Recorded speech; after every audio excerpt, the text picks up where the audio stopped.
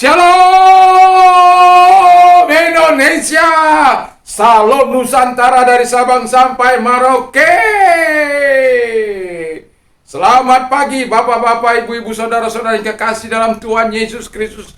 Semua rekan-rekan, sahabat, handai tolan dimanapun Anda berada, Tuhan Yesus memberkati. Dan juga seluruh pemirsa, kiranya kebaikan Tuhan senantiasa menyertai kita, kekuatan Tuhan, urapan Allah, penyertaan Allah senantiasa bersama-sama dengan kita. Puji nama Tuhan, beberapa hari tidak bersama dengan Anda. Walaupun tadi pagi itu ada, itu karena beberapa waktu yang lalu karena keadaan signal yang mengganggu ya. Jadi pagi ini saya akan membawakan renungan firman Allah dalam Galatia 2, ayat yang tidak asing bagi kita, ayat yang ke-20 19 bagian terakhir. Aku telah disalibkan dengan Kristus, namun aku hidup, tetapi bukan lagi aku sendiri yang hidup, melainkan Kristus yang hidup dalam aku. Dan hidupku yang kuhidupi sekarang dalam daging adalah hidup oleh iman dalam Anak Allah yang telah mengasihi aku dan menyerahkan dirinya untuk aku. Puji nama Tuhan. I have been crucified with Christ. Aku telah tersalib dengan Kristus. Jadi ketika orang-orang yang telah tersalib dengan Yesus, berarti kalau dikatakan oleh Paulus saya, itu berarti dia telah mengalami pembebasan dari hukuman. Jadi sebagaimana Roma 8 ayat 1 dikatakan, demikianlah sekarang tidak ada lagi penghukuman bagi mereka yang ada di dalam Kristus Yesus. Jadi kalau Paulus katakan saya tidak lagi berada di dalam hukuman, ya, karena dia telah mempercayai Tuhan, dia telah masuk di dalam Kristus dan menerima Yesus dalam kehidupannya, sehingga dosa-dosanya diampuni, dia mengakui segala keberadaannya di hadapan Tuhan. Kalau kita baca dalam Kolose 2:13 tambah 15, dahulu mati oleh pelanggaran-pelanggaran. Itulah situasi dan kondisi yang dialami oleh Paulus, karena dia melakukan apa yang jahat, dia melakukan pembunuhan, dia melakukan kekerasan, dia bahkan punya mandat yang begitu luar biasa, membunuh tanpa kena penalti, tanpa kena hukuman. Jadi dia semakin antusias, semakin semangat untuk melakukan kejahatan bagi sekte Tuhan. Tetapi di tengah perjalanan menuju Damsyik, Tuhan bertemu dengan dia. Dia mengalami perjumpaan dengan Tuhan dan akhirnya Tuhan mengubah kehidupannya, dan itulah sebabnya dikatakan aku telah tersalib dengan Kristus. Berarti ketika dia menerima Yesus sebagai Tuhan dan Juru Selamat, dia tidak lagi berada dalam hukuman Tuhan. Jadi di dalam ayat 15 tadi, dalam 2 Korintus 3:15, ia telah melucuti pemerintah-pemerintah, penguasa-penguasa, setan telah dikalahkan. Jadi kan hawa nafsu kedagingan ini membuat kita melakukan apa yang diinginkan oleh setan. Hawa nafsu, keinginan setan, ya, keinginan si iblis yang selalu menggoda kita untuk melakukan pelanggaran-pelanggaran terhadap firman Allah. Tapi ketika kita tersalib dengan Kristus, kita bebas dari semuanya itu. Yang kedua dikatakan, Paulus berkata, saya menjadi satu dengan Yesus. Ya, jadi saya menjadi satu dalam Yesus. Jadi kalau kita kan hidup, dikatakan sama seperti Bapa adalah sempurna, hendaklah kita sempurna, kata firman. Hendaklah kamu sempurna sama seperti Bapa adalah sempurna. Jadi Yesus berkata, aku dan Bapa adalah satu. Demikianlah kita, kalau kita menerima Yesus, hendaklah kita di dalam dia, dia di dalam kita. Kita menjadi satu dengan Tuhan. Dan ketika Paulus berkata saya menjadi satu dengan Yesus, itu berarti dia mati terhadap dosa-dosa lamanya. Kalau Anda baca dalam Roma 6, di sana dikatakan ayat 5 sampai 11 bagaimana menjadi satu dengan kematiannya. Jadi ketika Yesus mati, kita mati terhadap segala dosa dan pelanggaran kita, karena Yesus telah menanggung semua segala dosa-dosa kita, menjadi satu dalam kebangkitannya. Jadi kita bukan hanya menjadi satu dengan kematiannya, tapi menjadi satu dalam kebangkitannya. Kita mati terhadap dosa-dosa kita mati terhadap pelanggaran-pelanggaran kita, tetapi kita bangkit dalam tubuh yang dikehendaki Allah, dalam arti bahwa kita akan mengalahkan segala pekerjaan setan kalau kita bersama dengan Tuhan. Jadi I have been crucified with Christ. Aku telah tersalib, aku telah disalibkan. Ya, bersama dengan Kristus.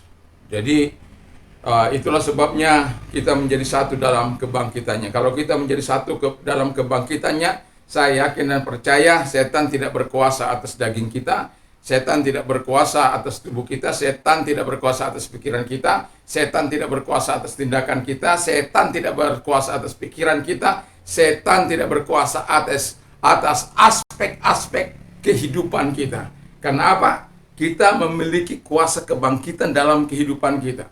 Dan kuasa kebangkitan Yesus itu yang kita miliki, yang ada dalam kita, itulah yang menghancurkan segala pekerjaan si jahat.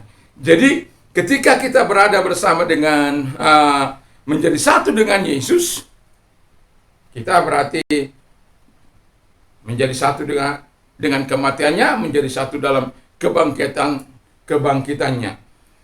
Lalu tubuh dosa kita hilang kuasanya karena Yesus. Jadi makanya saya katakan tadi, tidak ada kekuatan kita untuk melawan setan. Tidak ada. Kalau kekuatan nature kita, kekuatan doa, kekuatan kehidupan kita, manusia alami kita, nggak akan pernah bisa mengalahkan setan. Bayangkan dia berada dari surga sana, dihukum oleh Tuhan, dan menguasai bumi. Dan kata firman Allah, bumi ini dalam kuasanya, dalam genggamannya. Lalu kemudian kita mau mengalahkan dia. Tidak bisa. Karena dia punya pengalaman menghancurkan keluarga pertama di Taman Eden. Dan dia juga yang membuat pembunuhan pertama di Taman Eden. Dan lain sebagainya. Pemberontakan pertama di Taman Eden. Haleluya. Jadi kalau kita ini mau mengandalkan kekuatan kita, nggak akan mungkin. Tapi puji Tuhan kepada Kristus. Sebagaimana Paulus, I have been crucified with Christ. Aku telah tersalib dengan Kristus. Berarti dia bebas dari hukuman. Lalu kemudian dia bersatu dengan Tuhan Yesus. Supaya kuasa dosa itu tidak menguasai kehidupannya. Jadi dia hidup bersama dengan Yesus. Hidup bagi Allah. Makanya hidupku yang sekarang kuhidupi bukan lagi hidupku yang mengandalkan diriku, yang mengandalkan keakuanku, yang mengandalkan kehebatanku, tetapi dengan iman kepada Yesus Kristus yang telah mengasihi dia, telah mengorbankan hidupnya bagi dia. Selayaknya lah kita hidup menyerahkan diri kepada Tuhan. Sehingga dengan kita tersalib bersama dengan Yesus, sebenarnya kita sama seperti Paulus berkata, saya tidak lagi berada di dalam hukuman, saya menjadi satu dengan Yesus. Dan yang ketiga, saya harus menyalibkan keinginan dosa. Ya, keinginan dosa. Coba saya baca dulu dalam 1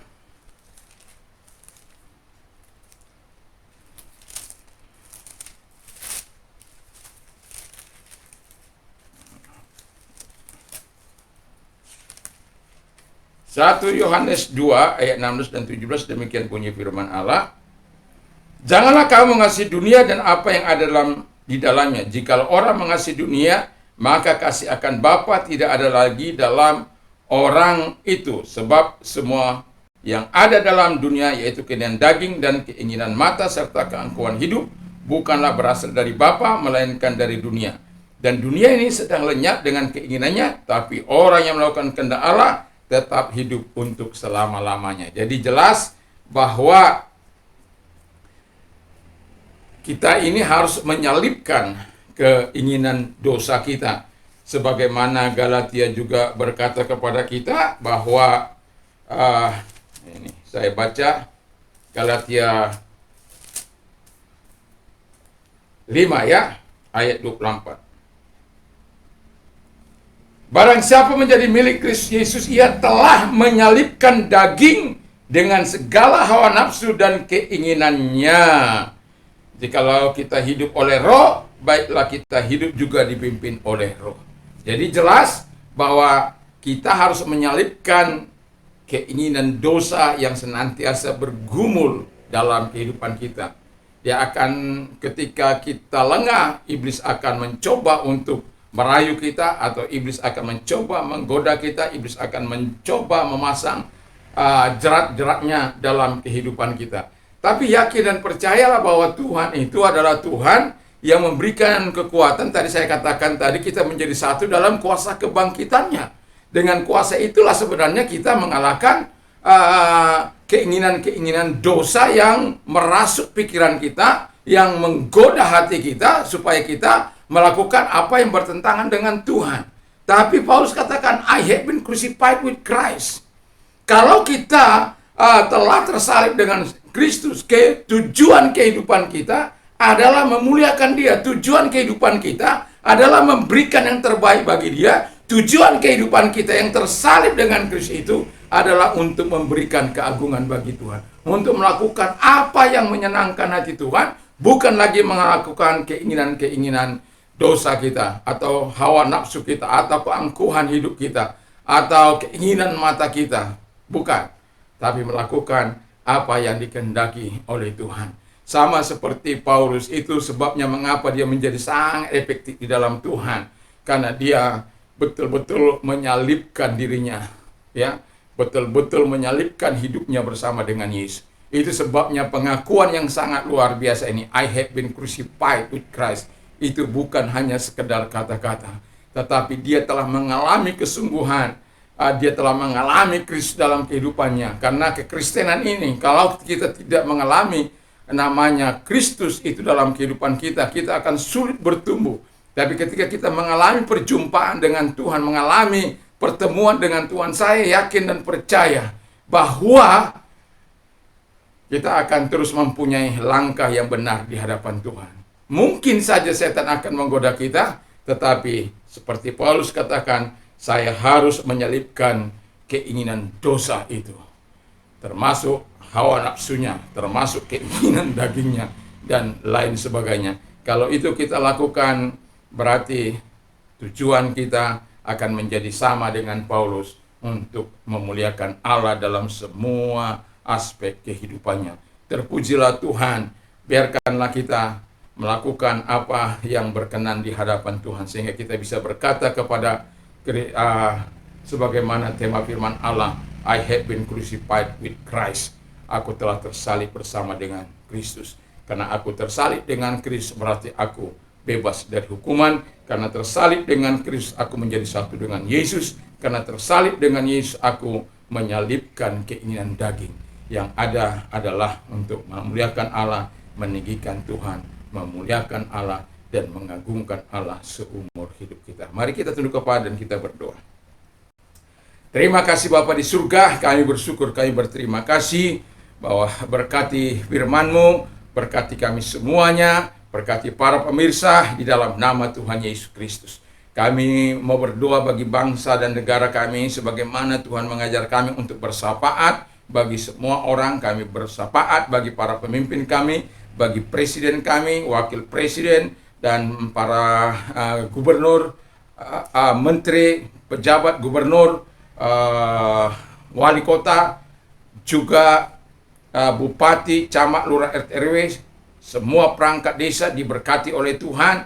Dan kami juga berdoa Tuhan, agar Engkau memberkati aparat kepolisian, memberkati stakeholder bangsa ini di dalam nama Tuhan Yesus Kristus. Dan kami juga berdoa Tuhan Yesus, agar Engkau memberkati gereja Tuhan untuk menyuarakan suara kenabian-Mu, sehingga Tuhan gereja tidak berdiam diri ketika ada perlakuan-perlakuan yang tidak berkenan di hadapan Tuhan, perlakuan-perlakuan kekuasaan atau orang-orang yang bertindak semena-mena sehingga gereja tidak berdiam diri, tetapi gereja mampu menyuarakan suara kebenaran, suara keadilan di dalam nama Tuhan Yesus Kristus. Terima kasih Bapa di surga, terima kasih. Sehingga semuanya baik untuk kebaikan semuanya, untuk memuliakan Allah. Terima kasih Bapa di surga, terima kasih. Kami bersyukur, kami berterima kasih. Kami juga berdoa buat gereja Pantai Kosta dimanapun ada. Tuhan memberkati sahabat kami, rekan-rekan kami, dimanapun mereka melayani Tuhan, di ngarai, di lembah, di hutan, di gunung, di kota, di desa, di pelosok, sekalipun di pedalaman, Tuhan juga memberkati mereka. Tuhan tolong sahabat-sahabat kami di dalam nama Tuhan Yesus. Rekan-rekan kami dimanapun melayani, Tuhan memberkati mereka. Terima kasih seluruh sidang jemaat Tuhan diberkati. Yang sakit dalam nama Yesus Tuhan sembuhkan mereka. Dalam nama Yesus, baik mereka yang sakit COVID, dalam nama Yesus ulurkan tanganmu kepada mereka, lalukan dari mereka sakit penyakit itu dalam nama Yesus. Dan oleh bilur-bilur Tuhan engkau sembuh dalam nama Yesus. Percaya dan yakinlah Tuhan menjamah engkau, Tuhan memulihkan engkau. Para dokter juga diberkati oleh Tuhan, semuanya stakeholder bangsa ini, para perawat, para bidan, para dokter, Satgas COVID, semuanya diberkati oleh Tuhan. Terima kasih buat melandainya COVID ini, tapi kami tetap menyerahkan semua ke dalam tangan Tuhan, sehingga kami masyarakat Indonesia dari Sabang sampai Merauke tidak bertindak ceroboh dengan melanggar aturan prokes. Terima kasih Bapa di surga, terima kasih. Kami juga berdoa Tuhan, bagi yang sakit apapun mereka, di dalam nama Yesus selalu ada mujizat bagi mereka, selalu ada belas kasihan bagi mereka. Di dalam nama Yesus nyatakan kesembuhanmu, nyatakan kemurahan bagi mereka dalam nama Yesus. Dan oleh bilur daripada Tuhan Yesus mereka sembuh, oleh kuasa-Mu mereka sembuh. Dan selalu ada pertolongan bagi orang-orang yang berharap dan bersandar kepada Tuhan. Terima kasih sehingga yang buta melihat, yang tuli mendengar, yang bisu berkata-kata, yang lumpuh berjalan, yang lepra tahir dalam nama Yesus Kristus. Yang stroke sembuh dalam nama Yesus. Yang jantung dipulihkan, yang mau pasang ring dipulihkan, yang gagal ginjal dipulihkan dalam nama Yesus. Hepatitis dipulihkan oleh Tuhan. Dan yang mandul diberi berkati kandungan yang impoten, Tuhan pulihkan kembali. Terima kasih. Sakit apapun Tuhan, baik yang dirasuk setan di dalam nama Yesus, keluar dalam nama Yesus, dan yang diguna-gunai Tuhan hadir kepada mereka dan melepaskan mereka dari segala guna-guna itu. Terima kasih. Kami bersyukur, kami berterima kasih. Berbahagialah orang yang percaya terhadap Engkau Tuhan. Terima kasih Bapa di surga, terima kasih. Dan kami juga berdoa bagi mereka-mereka yang memiliki persoalan dampak dari COVID ini yang sangat panjang ini. Bapa di surga, kami berdoa bagi mereka, sehingga umat-Mu, gereja-Mu tidak mengambil jalan pintas dengan melakukan apa yang jahat di mata Tuhan. Karena kami melihat ada banyak orang-orang yang melakukan apa yang jahat di mata Tuhan, dengan jalan merampok, membunuh, membinasakan orang, bahkan keluarganya dia sendiri, karena ketidaksanggupan dalam menghadapi situasi yang sulit ini. Tapi kami bersyukur Tuhan bahwa Engkau senantiasa memberi kekuatan, dan itulah sebabnya Engkau mengundang setiap orang yang datang, yang memiliki beban yang berat. Datanglah kepada Aku, hai kamu yang letih lesu dan beban berat, Aku akan memberikan kelegaan bagimu.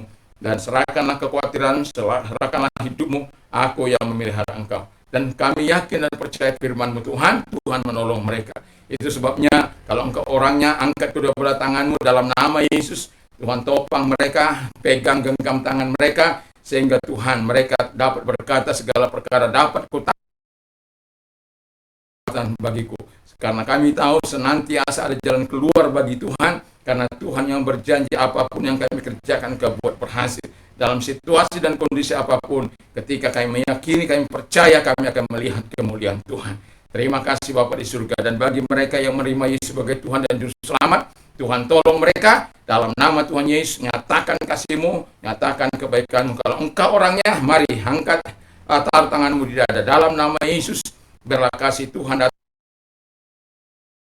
Berjumpalah dengan mereka sama seperti engkau berjumpa dengan Saulus Tuhan. Dalam nama Yesus, mengubah mereka sehingga mereka meninggalkan hal-hal yang jahat yang memalukan nama Tuhan. Dalam nama Yesus, Tuhan mengubahkan hidup mereka, karena kami tahu Tuhan bukan datang untuk mencari orang yang benar, tapi orang berdosa supaya Tuhan selamatkan, Tuhan jadikan mereka benar di hadapan Tuhan, di hadapan Bapa di surga.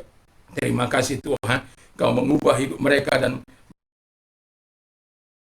di dalam nama Tuhan Yesus Kristus. Engkau mampu Tuhan untuk menjadikan mereka alat-Mu. Kalau Engkau masuk dalam hati mereka, Engkau berada dalam hidup mereka, maka karakter-karakter Tuhanlah yang akan ada dalam hidup, dan mereka akan meninggalkan kebiasaan lama, meninggalkan dosa, karena Tuhan ada dalam hidup mereka.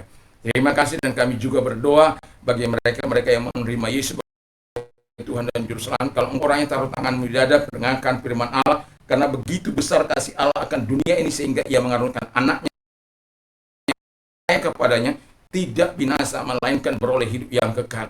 Dan engkau mengambil keputusan yang tepat dan ikuti saya berdoa. Tuhan Yesus, saya sadar saya orang berdosa, saya butuh Tuhan.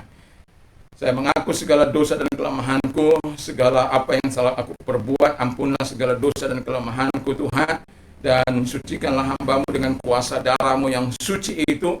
Sekarang aku mengaku, membuka hatiku di hadapan Tuhan, masuklah dalam hatiku, menjadi Tuhan, menjadi Raja, menjadi Tuhanku. Terima kasih Bapa di surga, terima kasih. Dan saat ini ku percaya telah menerima hidup yang kekal. Dan kami juga berdoa buat orang-orang muda. Kami berdoa supaya banyak orang-orang seperti Sadrak, Mesak, Abednego, Daniel, supaya banyak seperti Samuel, juga Tuhan, orang-orang yang seperti murid-murid Tuhan yang bergerak dalam bidang kerohanian, semakin banyak seperti Abraham, orang-orang diberkati oleh Tuhan, orang-orang yang melakukan apa yang benar di mata Tuhan, yang hidup mereka betul-betul menyatakan kemuliaan dan Tuhan menyatakan berkat mereka.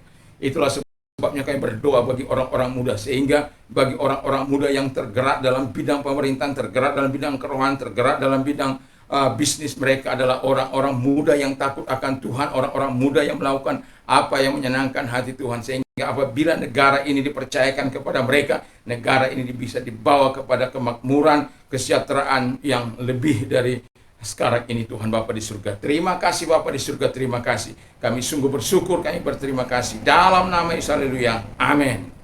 Bila Anda sudah menerima Yesus sebagai Tuhan dan Juru Selamat, saya ucapkan selamat. Dan jangan lupa untuk terus beribadah kepada Tuhan. Damai sejahtera Allah yang melampaui segala akal akan melihara hati dan pikiran kita dalam Kristus Yesus. Dan berbahagialah orang yang mendengar dan menyimpan dan melakukan firman Allah dalam hidupnya. Iman timbul dari pendengaran firman Kristus. Dan sebagaimana firman Allah, aku akan mencukupi segala kebutuhanmu menurut kekayaan dan kemuliaan dalam Kristus Yesus. Apa saja yang kau minta dan doakan, percayalah bahwa kau sudah menerimanya. Dan apa saja yang orang lain ingin lakukan kepadamu, lakukan jugalah demikian kepada mereka. Dan juga saya mau katakan kepada kita, menangislah dengan orang yang menangis, bersukacitalah dengan orang yang bersukacita. Puji nama Tuhan. Dan juga doa dan harapan saya, kita semua bisa berkata, segala perkara dapat kutahamu di dalam Dia yang memberikan kekuatan kepada. Senantiasa ada jalan yang Tuhan berikan bagi kita, karena kekuatan Tuhan menyertai kita. Puji nama Tuhan. Dan apabila pagi ini kita mau keluar, jangan lupa tetaplah sadar bahwa Tuhan menyertai kita, sehingga pikiran kita, tindakan kita, perbuatan kita mencerminkan sifat-sifat Yesus. Puji nama Tuhan. Dan juga kalau kita mau keluar beraktivitas, jangan lupa 5M, memakai masker, mencuci tangan dengan sabun atau hand sanitizer, lalu menjaga jarak, menjauhi kerumunan. Yang kelima itu mengurangi mobilitas. Penting, berdoalah. Berdoa untuk bangsa ini, berdoa untuk dirimu, berdoa untuk masyarakat, berdoa untuk keluargamu, berdoa untuk bangsa ini, dengan satu harapan kita bersama, COVID ini segera berlalu dari bangsa ini. Tuhan Yesus memberkati. Biarlah ekonomi kita terus bertumbuh, berkembang. Nama Tuhan dipuji. Bagi engkau pecandu narkoba, bertobat, tinggalkan narkoba. Bagi engkau pengedar narkoba, bertobatlah, karena Tuhan mampu menolong engkau. Karena narkoba bisa menghancurkan hidupmu, menghancurkan keluargamu, menghancurkan masa depanmu, menghancurkan generasimu, dan bahkan menghancurkan bangsa negara ini. Katakan yes terhadap firman Allah, no terhadap drug. Tuhan Yesus memberkati. Salam Indonesia, salam Nusantara. Haleluya, haleluya. Amin. Tuhan memberkati.